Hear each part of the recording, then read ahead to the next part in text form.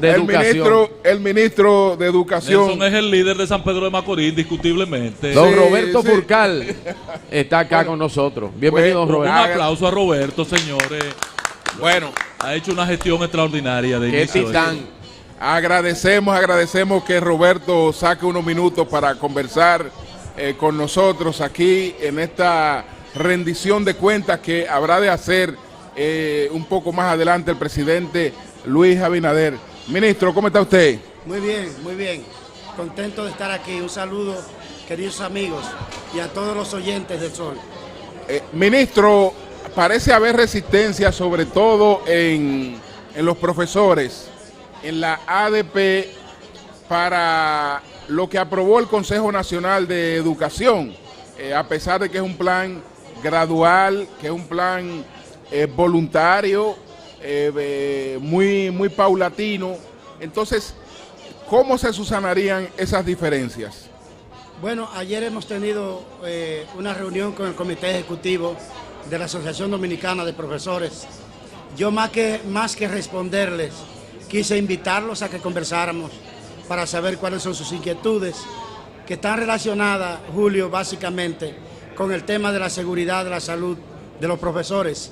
Pero como vieron, ya esta semana iniciamos el proceso de vacunación y no vamos a detenernos hasta vacunar el último de toda nuestra planta docente en todo el territorio nacional.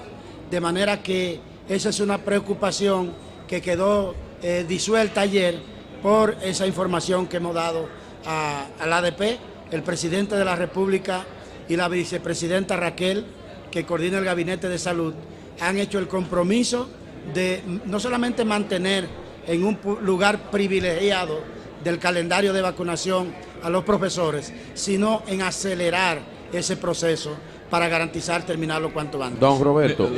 Roberto. Sí, ministro, en esa tarea que usted tiene para esta semana de presentar un cronograma, que estamos todos en expectativa a lo que usted presentará al país, ¿es posible contemplar, iniciar con provincias donde prácticamente el COVID es cero? Por ejemplo, la línea fronteriza, otras provincias en el sur del país, donde cerrar la vacunación sería fácil por la población docente, que no es tan alta, y entonces ir tomando como pilotos estas provincias. ¿Es posible? Sí, ¿Hay espacio para esta idea? Sí, efectivamente. Uno de los factores, de las variables a considerar para la construcción y definición del cronograma, precisamente es un mapeo nacional del comportamiento del COVID por municipio, por distrito escolar, por provincia y por región. Ese es uno de los factores básicos. Un segundo factor es la evolución del proceso de vacunación. Y un tercer factor es el factor etario, es decir, vamos a comenzar con los más pequeños primero, porque esos son los que tienen menos posibilidades de contagio. Y en la cúpula del sistema preuniversitario, con los estudiantes de nivel técnico profesional, porque esa modalidad de educación requiere de prácticas. Claro. Sin embargo, y no podemos permitir que se gradúen o que terminen el año sin haber cumplido su práctica. Pero efectivamente, una de las variables fundamentales para el cronograma será ese mapeo que dices del país, identificando no solamente donde el COVID es más bajo, sino también donde hay menor población.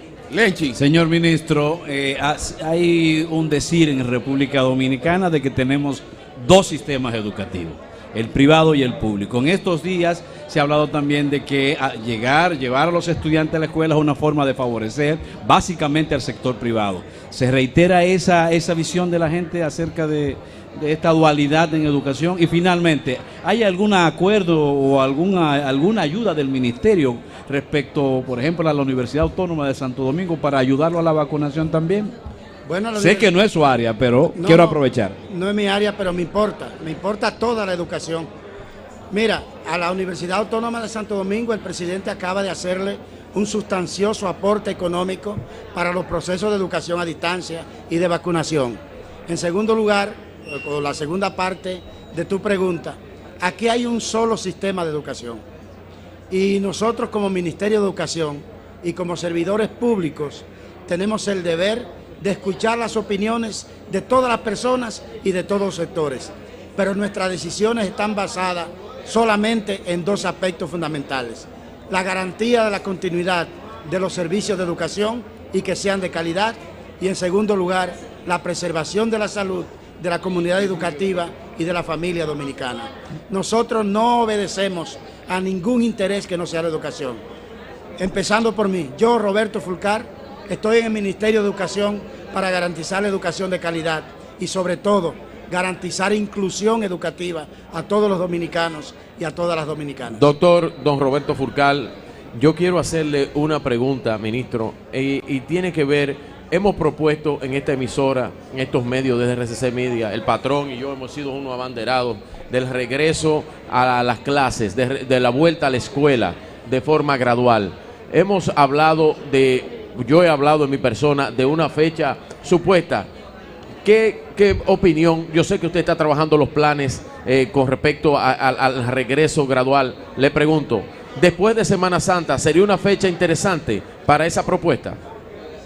Bueno, yo no quiero adelantar fecha porque mataría el trabajo de una comisión técnica conjunta del Ministerio de Educación y del Ministerio de Salud Pública. Pero sí, ese momento que señalas me parece un buen momento. Y en segundo lugar, yo no soy don. Don significa de origen noble, D-O-N. Okay. Yo soy DOT, de origen humilde. Qué bueno.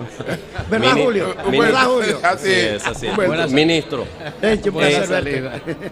ministro, hay una queja generalizada de los ingenieros que tienen bajo su responsabilidad la construcción de escuelas, que entienden que ni se le está pagando las ubicaciones, ni se le ha dado una fecha en específico de cuándo podrán continuar con la terminación de las mismas. ¿Cuál es el plan del ministerio para darle terminación a esos miles de escuelas que están en estos momentos pendientes de terminarse?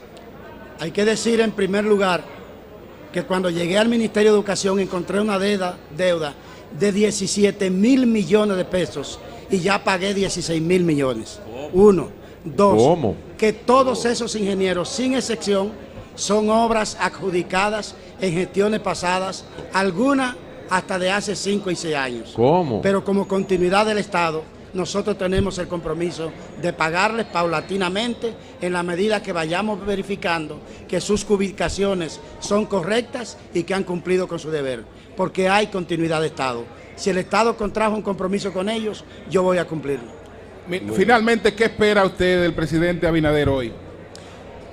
Del presidente Abinader espero hoy una rendición de cuentas de 6 meses, que van a parecer 6 años, porque ha trabajado todos los días de este medio año y más de 19 horas junto a todo el equipo que le acompañamos, y pienso que el presidente trae hoy no solamente un discurso de realizaciones, sino un discurso de esperanza y de reiteración del compromiso, de su compromiso y del gobierno del cambio con la República Dominicana.